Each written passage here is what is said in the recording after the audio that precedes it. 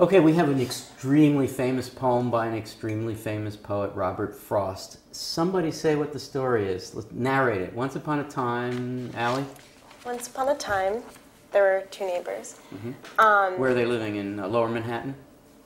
No, if they were living in that area, it'd probably be somewhere up the Hudson. But I think Robert Frost was more New England. New England, yes. So this is rural, a rural setting. Right. And there's a wall between them, and for some reason, they don't know why. What kind of wall? A stone wall. Stone wall. The wall kind of keeps, disintegrating at parts. Why? So that they don't really... We don't know. It's a clear. mystery. Yeah. The walls fall apart, and every year... There's mending time where they kind of meet on opposite ends of the wall and, work together, but keeping their distance too. So he and his neighbor walk on either side. The speaker on one side, his side. What does that mean, his side? His property. His property, and the neighbor on the other side. And they walk along and they repair. They pick up boulders that have fallen during the year. Probably the winter time is when they fell. So they put it back and they walk along and they spend a day, just a day a year together. Anything else to say about the story? Yeah, and they kind of have this dialogue. I don't think the narrator explicitly... the speaker. The speaker explicitly voices his doubts about the necessity of a wall, but the neighbor seems to say good fences make good neighbors. Why does the neighbor say that, Emily? The neighbor says it twice in our hearing. Good fences make good neighbors. Why does he say that? He says it at the end and... Well, why? Somewhere before. Maybe because in that moment he and Robert Frost are good neighbors. They're doing something companionable and constructive together. Okay. Amaris, why does the neighbor like to say it? Keeps repeating it. Maybe it's because that's where they meet. That's their opportunity to come and correspond and share. And he likes being neighborly. The speaker wonders, Max. The speaker wonders why the neighbor keeps saying it. Any idea? Well, for them to be neighbors, they have to be adjacent. There has to be a delineation from this is my property and this is yours. So there's something paradoxical in good fences make good neighbors, right? Meaning, in order for us to be good, in order for our relationship to work, we have to separate ourselves. Build a wall between us, a boundary, separation. You would think, in some, let's just say, more liberal notion of relationships, that we take the walls down. Well, then they're no longer neighbors if they're sharing the property. Uh-oh. Why literally do we have this wall here, Molly? What is the literal reason for the wall? It's just a property division. It's a property division. The speaker speculates on some conditions that might obtain. Well, if there were cows, then it would be a way to keep the cows on the owner's side. To keep my cows from wandering over to your side, and particularly if he imagines that does he have apple trees on his side? Mm-hmm. Yeah. His apple trees might come across, he's joking, come across the fence and eat the pine cones from your pine tree, but this is clearly not going to happen. It's pretty funny. So, why does the speaker say this is just another outdoor game, one on the side? Why does he say that? It's a funny thing to say. I think he's questioning the whole need and his neighbor's insistence that good fences make good neighbors. He thinks his neighbor is just saying it blindly out of tradition, because there's a mention about... The tradition is very specific. It's his father. He learned it from his father. He's not going behind, the speaker says, he's not going behind the saying to understand why. He's not even thinking about why we need to repair this, and yet the speaker repairs it. Why does the speaker do this? If the speaker is so hip and so mod and so wise and so theoretically sophisticated and so capable of going behind the rhetorical traditions, why does he produce this story, and why does he keep going out there every year? Allie? Inertia. Just a kind of tradition just goes along? Can anybody say, Anna, why does he do it? And what does that have to do with the game, maybe? Well, I mean, it is problematic, isn't it? That he, even though he is questioning it, he's continuing to. It's problematic as a practical matter. Yeah. But how? So Well, what if explains it? If the wall keeps falling down, why not recognize that the wall is falling down? That the and natural the wall state falling of down? boundaries is that they erode. Why build them back up? Let them erode. I know that's your position and mine too, but why build them back up? From Frost's point of view, Max? It seems to be that, at least for now, that's the only mode that the speaker and his neighbor have for connecting, for the human connection. Their only relationship is annually to connect by reestablishing their boundaries. the disconnection. But it's jovial, it's friendly, they seem to have a decent time doing it, and that's sort of... It's like the July 4th picnic that their holiday. my parents used to create just so they could invite the neighbors that they only see on July 4th.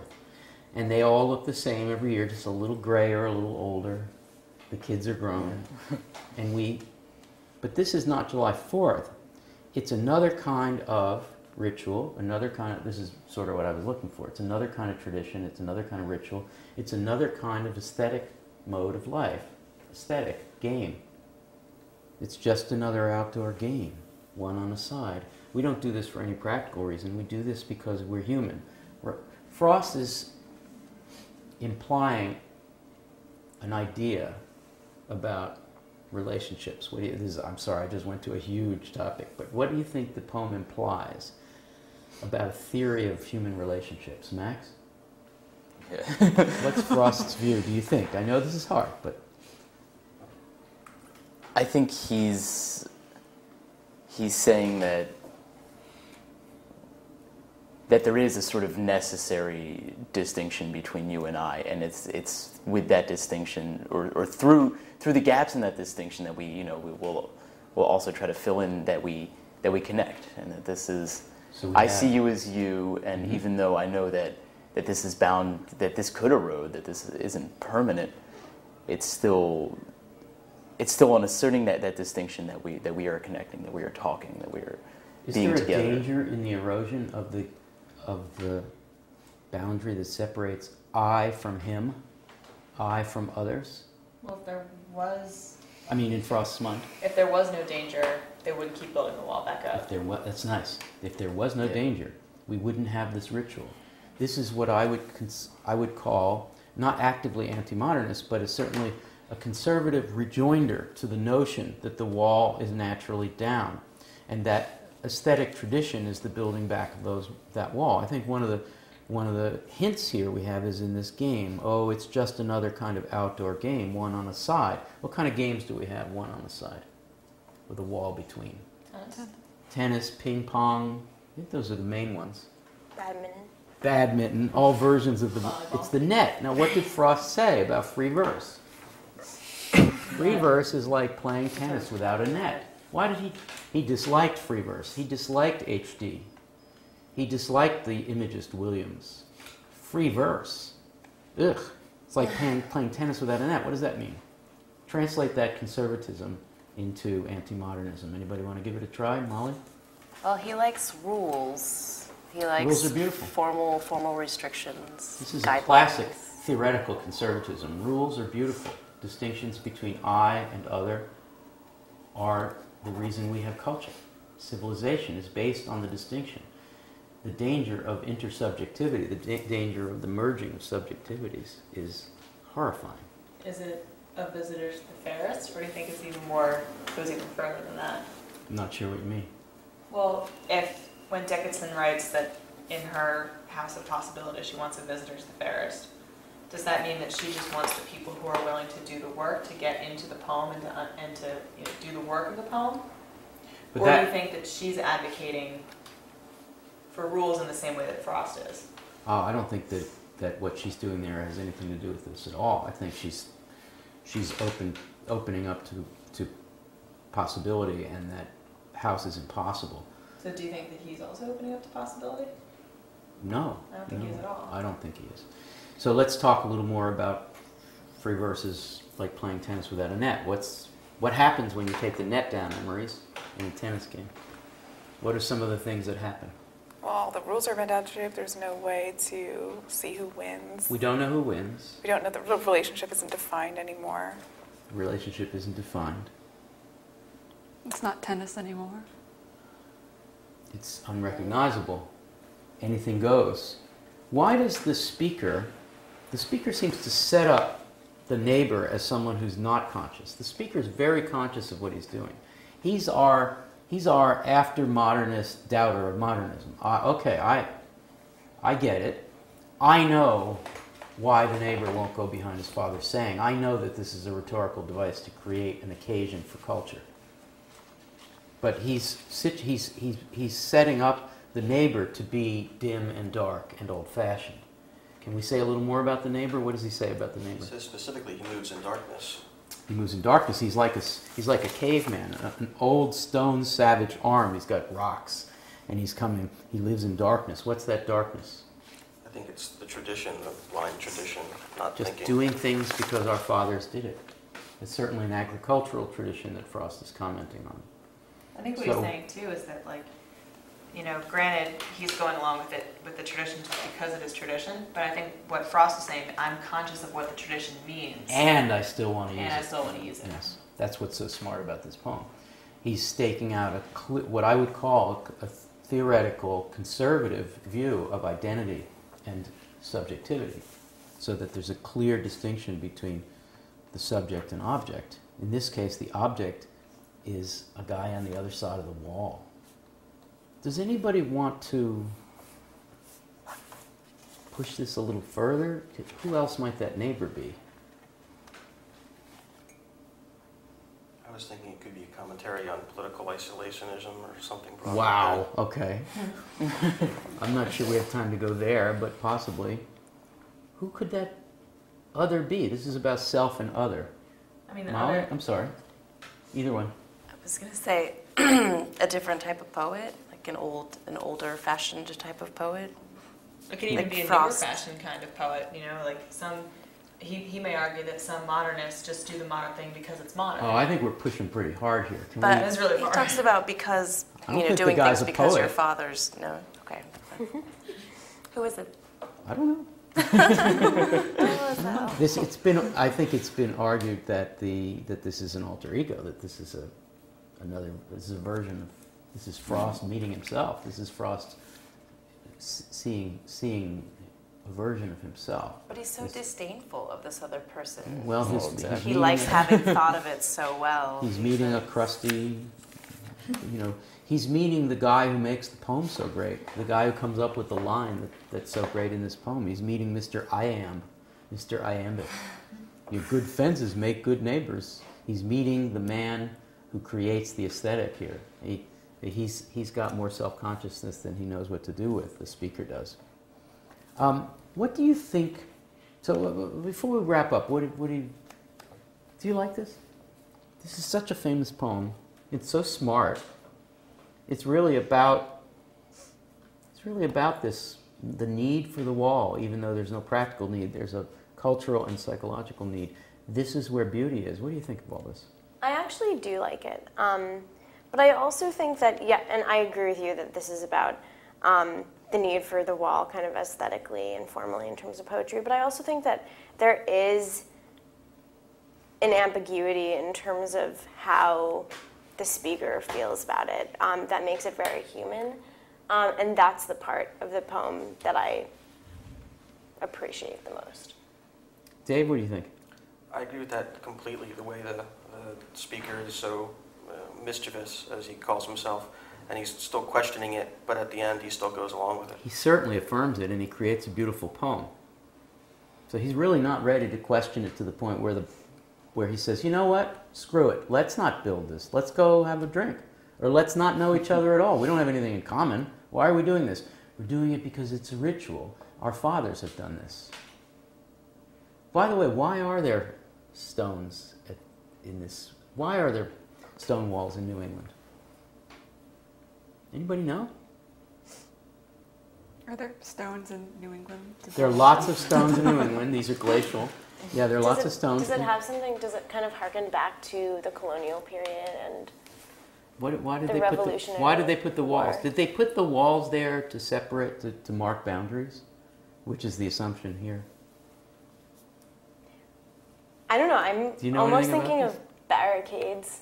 No, I don't think barricades. I think the glacier left boulders, and then settlers went there to try to.